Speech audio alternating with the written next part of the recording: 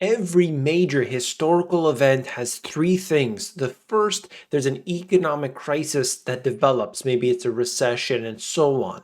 The next part of this cycle is a paradigm shift. You start to see consumers changing. You start to see businesses changing. The third is the catalyst, and that's what brings it on. Without that catalyst, without that spark, you're not going to see the flames. And so we'll talk about this and what it means for your currency and the US dollar as that reserve, the monopoly, and what it means, of course, for the individual. Let's begin by taking a look here at the economy. Business confidence much worse today than it was during the 2019 Fed pause rally. And so we see this right now at this time basically declining. This is the NFIB small business confidence. That's the left side. And you're watching that declining. It did not, overall, it did not come up throughout this point. You would have thought that, hey, 2020, everything's starting to come up, maybe 2021, but that really wasn't the case. The same situation for consumer confidence. That's the chart on the right. And essentially just showing you here that they are in a mirror between them. And why is this the case? Why are businesses and consumers not feeling well about what's coming? And that is inflation. You need to have a major crisis in order to take advantage if you want to bring in a new monetary system. PMI internal suggests meaningful downside ahead in the headline survey. So what you're looking at right here is essentially all you need to know is the manufacturing data. And this right now would give us some indication as to what's happening with people's purchases, with businesses' purchases. They do not feel the strength about the coming, let's say, 6 months or a year and beyond. So they're holding back on certain things. At the same time, while we have this demand destruction that's taking place, you need to see what people were doing just prior to this. A lot of businesses were simply stockpiling a whole bunch of stuff, anything they can get their hands on. Maybe they had, let's just say, toilet paper. That was a fantastic example through 2020. Well, maybe they ordered 10 times the amount of toilet paper that they ever did before. They don't need to continue ordering at that amount. So I hope that makes my point clear there. This is the Empire State Manufacturing Survey, one of the most popular, just showing us that same data, essentially going back to the levels we haven't seen. Think about this. Other than the blip in 2020, we have not seen this since the financial crisis, and we are basically at the bottom level of that. So it is, in fact, quite significant. So in my opinion, we have two parts of this already showing up. We have this whole recession mode that we are in today. We have the paradigm shift. There isn't a catalyst at this point. That has not appeared.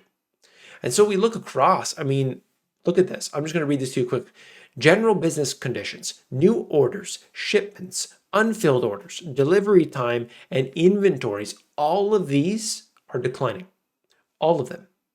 And it just gives us a little bit of a look at what's happening generally for businesses. So what is the response from the businesses? Well, you see many of them starting to kick people to the curb. Netflix puts an entire Bay Area campus up for sublease amid turbulent year. They're getting rid of people. They do not need all this real estate. You've got work from home strategies, hybrid working strategies, and so on. HBO cuts about 70 staffers, so on. Okay, then you look at streaming services, deal with more subscribers who watch, cancel, and go. This is part of the whole problem that they are dealing with. But you look a little bit more broadly. War and world economy sparks mass tech layoffs, whether it's Netflix, whether it's PayPal and TikTok and all these other companies, you see the same thing. They're getting rid of people. Now, the vast majority of people are not experiencing this right here. So this is not a huge layoffs when you look at the total. However, when you see the initial jobless claims, and you look at the continued claims, these are two things you could search online. They show that this has been increasing at a rate we haven't seen in several months. So it is happening, but it's not quite, financial crisis peak kind of mode that we are in. And of course, this is where it brings me into the next subject. We're going to talk about China and we're going to look at the economy because you can see several things that are happening. But I want to show you one point. Okay. It's so important here. And I'm going to show you what's happening in China specifically to bring that up. The Chinese dream of home ownership is crumbling. The economy could go with it. And this just shows you, one of the many, many projects that stand still. Everybody's gone, no workers, and so on. The real estate issue, you put so much energy, attention, and money, finance, and everything into keeping it going. Then 2020 happens, and suddenly people aren't purchasing the homes. There's lockdowns. There's so many other factors that were happening, and that whole thing stopped. I talked about Evergrande so many times before and why that whole thing started to unravel in previous videos a while ago. This is why, what they tried to do here was just push it to the absolute maximum, and that is a huge risk, very big risk, and they are now dealing with it. This is referring to what China has done recently with cutting interest rates. The rate cut shows the entire economy is in trouble. Okay, you're seeing this right here. A wave of mortgage boycotts by households over incomplete projects has made households nervous about buying homes, reducing the impact of lower mortgage rates. So people are just saying, look, I don't want to end up in that situation. I'm backing off. Okay. And so, as they say here, Beijing's policy support could be too little, too late, and too inefficient. We think markets are too optimistic about growth in the second half. We expect a new round of cuts of growth forecasts come in the coming weeks. So we're going to see what happens with China. And I want to pay attention to it closely because this could be a point at which we see a major catalyst forming. It would be huge if real estate is really, really, taking a hit and the cuts just don't work because they put so much of everything into it. And this is what I wanted to discuss because you need that catalyst, whatever it might be, to formulate a crisis large enough that you could have an excuse to bring in a new monetary system. So obviously 1939 to 1945 was big enough to have Bretton Woods. It was big enough to bring in all of these other supranational organizations that were formed in 1945. And you just don't get an opportunity like that every few years. These are, once in a generation or maybe twice in a generation type of event. So here we go. Let's look. US Treasury securities showing us how much debt of the US China has currently. They continuously have been selling off of their US debt. If we take this all the way back to, it's hard to tell exactly either in 2011 or 2013, regardless, the general trend here has been selling off. You could see it right there. There was a big change around 2016, but the general, you could see what's happening. And they are under $1 trillion. Now they have a massive position in US debt, clearly, but this has been declining. And while there's always going to be variations, we do see that that is the case. And this brings me to the point at which we have to understand if these countries, these foreign countries, are not purchasing the debt of the United States, who will? Of course, the answer is the Federal Reserve.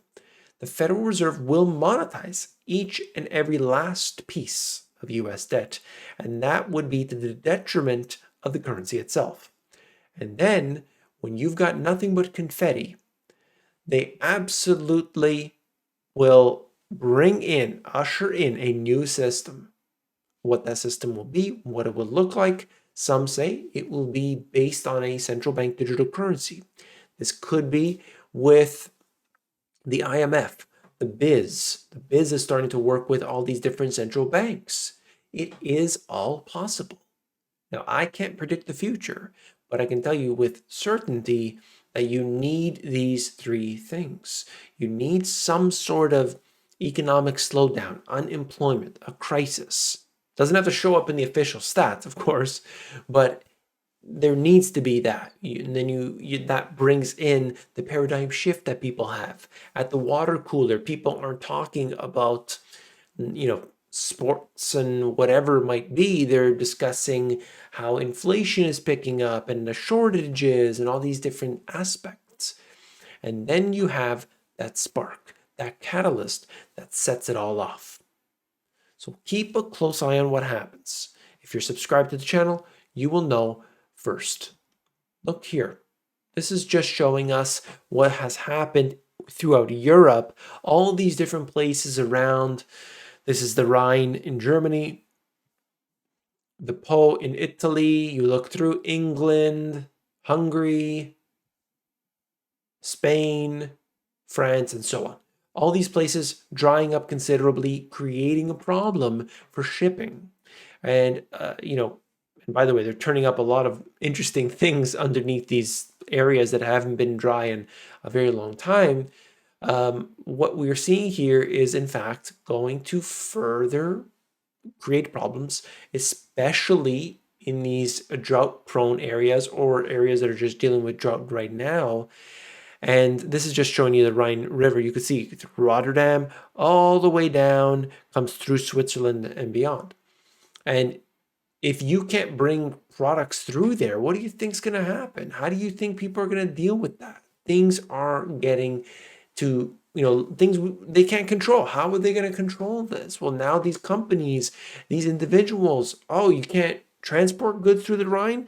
Okay, well, I need to bring it on a truck, and how long is that going to take? And maybe it's on a train, and we need to schedule that. And all these things are upending our normal everyday lives in business. And it seems to be today, at least to me, that it's one after the other after the other. What we would have previously had in a span of 10 years is now happening in a year. It's unbelievable. Okay? I just see it. I just report on it for what it is. And I wanted to bring you this. I've talked about avocados before. I've talked about just about everything. But now, this has gone overboard. Spaghetti sauce is under threat as water crisis slams tomatoes. That's right, ladies and gentlemen, tomato paste. Ketchup prices surge as drought shrinks California crop. Let me tell you something. You don't go near my spaghetti. Okay? I've had enough of this. Okay? Nobody touches my spaghetti, and you better make sure that these shortages are in fact real.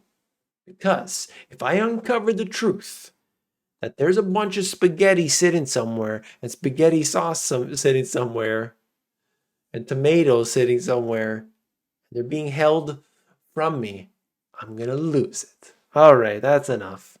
I hope you appreciate this video. Just keep an eye on all the details and the data. And of course, I'll see you on the next one. Take care.